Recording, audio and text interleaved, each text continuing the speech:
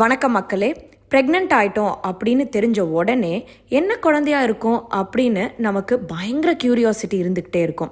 என்னோட தனிப்பட்ட எக்ஸ்பீரியன்ஸ், அப்புறம் என்னோட ஃப்ரெண்ட்ஸ், ஃபேமிலி டாக்டர் கொஞ்சம் ரிசர்ச் பண்ணி தெரிஞ்சுக்கிட்ட 10 சிம்டம்ஸ் ஆண் குழந்தையா இல்லை பெண் குழந்தையான்னு பார்ப்போம்.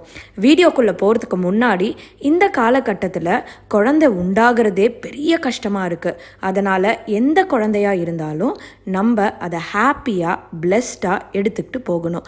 இப்போ வாங்க வீடியோக்குள்ளே போகலாம்.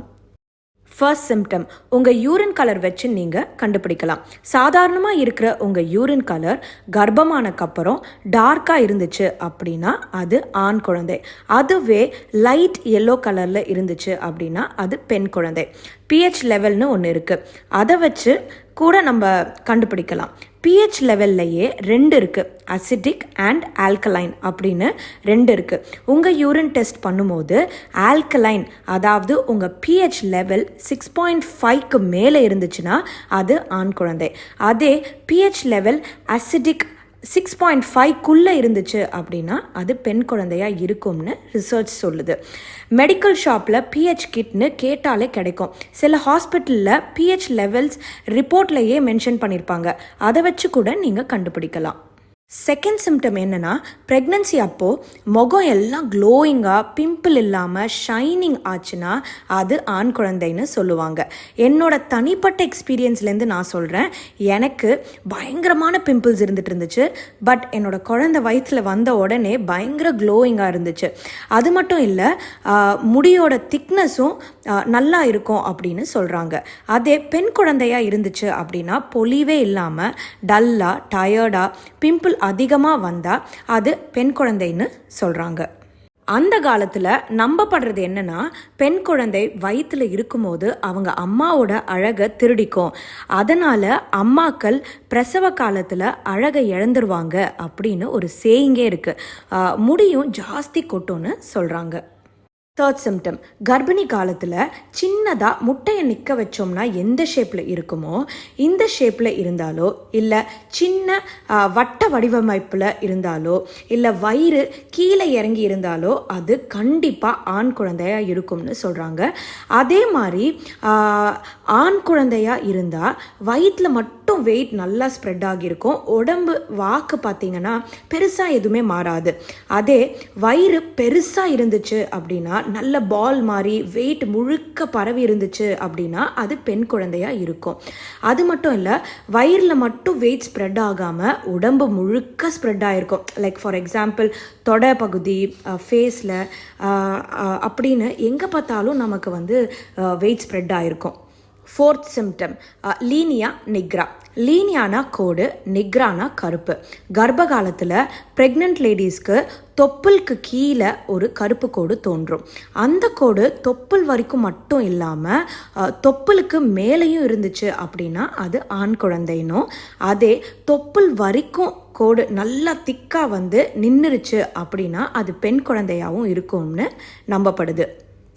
ஃபிஃப்த் பாயிண்ட் என்னன்னு பார்த்தீங்கன்னா, குழந்தையோட ஹார்ட் பீட் வச்சு கூட நம்ம கண்டுபிடிக்கலாம். குழந்தையோட ஹார்ட் பீட் 140 விட கீழே இருந்துச்சு அப்படின்னா அது ஆண் குழந்தைன்னு அந்த காலத்தில் நம்பப்படுது. ஆனால் என்னோட கேஸில் வேறு மாதிரி தான் இருந்துச்சு, அதை நான் அக்செப்ட் பண்ணிக்கிறேன். ஆனால் அதே குழந்தையோட ஹார்ட் பீட் 140 விட அதிகமாக இருந்துச்சு அப்படின்னா அது பெண் குழந்தைன்னும் சொல்கிறாங்க. சிக்ஸ்த் பாயிண்ட் என்னன்னா, ப்ரெக்னன்சி டைமில் லேடிஸ்க்கு வலது மார்பகத்தை விட இடது மார்பகம் பெருசாக இருந்துச்சு அப்படின்னா அது ஆண் குழந்தைனும், இடது மார்பகத்தை விட வலது மார்பகம் பெருசாக இருந்துச்சு அப்படின்னா அது பெண் குழந்தைனும் சொல்கிறாங்க. ஏழாவது சிம்டம் என்னென்னா, ப்ரெக்னன்சி ஸ்கேன் ரிப்போர்ட் எடுக்கும்போது பிளசண்டாவோட பொசிஷன் கொடுத்துருப்பாங்க. ஆன்டீரியர் இல்லைனா போஸ்டீரியரானு. ஆன்டீரியர்னா அது ஆண் குழந்தைனோ, போஸ்டீரியர்னா அது பெண் குழந்தைனோ சொல்கிறாங்க. என்னோட பாதி ஃப்ரெண்ட்ஸ்க்கு இது கன்ஃபார்ம் ஆகிருக்கு. ஆனால் என்னோட குழந்தைக்கும் ஆன்டீரியர்னு தான் சொன்னாங்க. எனக்கு ஆண் குழந்தை தான் பிறந்துச்சு. அதே அடுத்தது பார்த்திங்கன்னா போஸ்டீரியர்னு வந்துச்சு. பட் ஸ்டில் எனக்கு ஆண் குழந்தை பிறந்தாங்க. So it depends on each pregnancy and body type. 8வது சிம்டம் என்னென்னா, ஜென்ரலாகவே ப்ரெக்னென்ட் ஆகிட்டோனாலே ஹார்மோனல் இம்பேலன்சஸ் ஜாஸ்தியாக இருக்கும். லைக் மூட் ஸ்விங்ஸ் அதிகமாக இருக்கும். ஆனால் ஆண் குழந்தையாக இருந்தால் அவ்வளோ அளவுக்கு மூட் ஸ்விங்ஸ் இல்லாமல் சமாளிக்கிற அளவுக்கு இருக்கும்னு நம்பப்படுது. அதே ரொம்ப ஸ்ட்ரெஸ்டாகவே, ரொம்ப சோகமாக, டிப்ரெஸ்டாக, மூட் அப்செட்டாக, பயங்கர மூட் ஸ்விங்ஸ் இருந்துச்சுன்னா அது பெண் குழந்தைன்னு சொல்கிறாங்க. பட் இது நிறைய பேர் என்கிட்ட கன்ஃபார்ம் பண்ணிட்டாங்க. எனக்கும் அப்படி தான் இருந்துச்சு. எனக்கு ஆண் குழந்தை தான். ஆனால் நான் ரொம்ப ஹாப்பியாக இருந்துட்டு இருந்தேன். 9th பாயிண்ட் என்னென்னா, அடுத்த வாட்டி நீங்கள் யூரின் போகும்போது மெயினாக காலையில் எழுந்த உடனேயே யூரினை ஒரு கப்பில் எடுத்து அது கூட ஒரு பிஞ்ச் பேக்கிங் சோடா போட்டுக்கிட்டீங்க அப்படின்னா உடனேயே அது பொரிக்கும். பொரிஞ்சால் அது ஆண் பிள்ளைனும், பொரியாமல் சாதாரணமாக இருந்துச்சு அப்படின்னா அது பெண் பிள்ளைனும் சொல்கிறாங்க.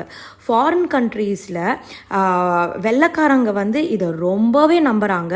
நிறைய ட்ரஸ்டபிள் வெப்சைட்ஸ்லையும் இதை பற்றி மென்ஷன் பண்ணுறாங்க. ஸோ ட்ரை பண்ணி பாருங்கள். உங்களுக்கு கரெக்டாக வந்துச்சு அப்படின்னா கமெண்ட்டில் சொல்லுங்கள். 10வது பாயிண்ட் பார்த்தீங்க அப்படின்னா, உங்கள் ஸ்கேன் ரிப்போர்ட்டில் உங்கள் குழந்தையோட தலை ரவுண்ட் ஷேப்பில் இருந்துச்சு அப்படின்னா அது பெண் குழந்தை, ஸ்கொயர் ஷேப்பில் இருந்துச்சு அப்படின்னா அது ஆண் குழந்தைன்னு சொல்கிறாங்க. இந்த சிம்டம்ஸ் எல்லாமே ஒவ்வொருத்தவங்களுக்கும் மாறும். ஒவ்வொரு ப்ரெக்னன்சியும், ஒவ்வொரு அம்மாக்களோட உடம்பும், ஒவ்வொரு குழந்தையும் டிஃப்ரெண்ட்டாக இருக்கும். இதெல்லாம் பிளாண்ட் ஃபேக்ட்ஸ் வச்சு நம்ம பேசுகிறோம். ஆனால் இது எல்லாருக்குமே கரெக்டாக இருக்கும் அப்படின்னு நம்ம 100% சொல்ல முடியாது. நன்றி. உங்களுக்கு என்னோடய வீடியோ பிடிச்சிருந்தா லைக் பண்ணுங்கள், கமெண்ட் பண்ணுங்கள் அண்ட் ஷேர் பண்ணுங்கள்.